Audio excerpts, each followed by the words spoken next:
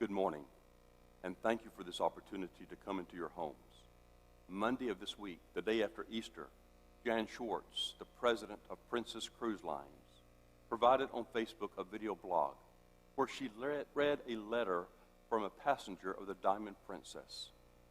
This individual, former passenger, stated that in the midst of all the criticism and blame that is being tossed at Princess Cruise Line and the cruise industry in general in the midst of this pandemic, this individual wanted to offer a different tone and a different word. In the letter that she read, this passenger of the Diamond Princess expressed gratitude and encouragement for the extraordinary lengths that the captain and the crew of the Diamond Princess went to provide for the safety and the comfort of the entire guest on the ship. At considerable risk to themselves, extraordinary effort was made to provide for the safety and the comfort of all the guests who were on the Diamond Princess. This former guest wanted the world to know another story. As I listened to these words, I could see Jan Schwartz becoming emotional at receiving something that was positive and uplifting in the barrage of criticisms that she's having to deal with. And as I watched her read this letter, I too became emotional. The letter was not addressed to me. What stirred emotions deep within me was the fact that someone was taking the time and making the effort to express words of gratitude and encouragement at a time when those words are so desperately needed.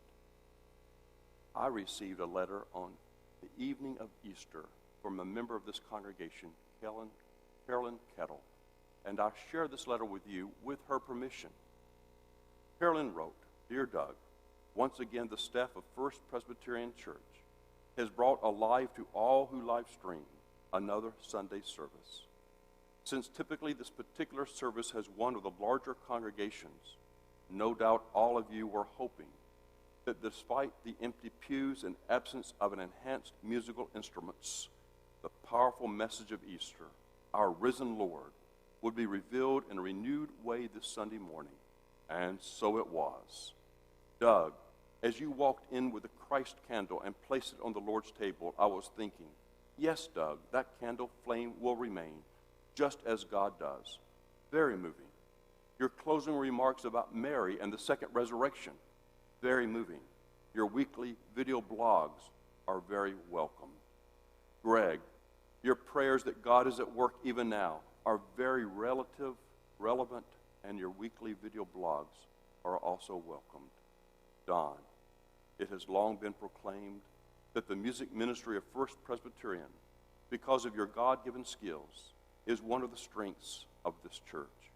Each Sunday with a congregation present and recently without, the music presentations with the very talented gifts of the choir provide a very moving experience. Today lived up to all expectation. No doubt we will pay a fine price to hear these folks in New York City. Kudos to all, and have a blessed week. Signed, Carolyn Kettle." I will add to the people who are mentioned in her words of appreciation and encouragement, Nancy Fine and Charlie Wood. Charlie and Nancy provide the sound and the video and the light support that is necessary to provide these services week after week. And I want you to understand how deeply grateful I am to them as well.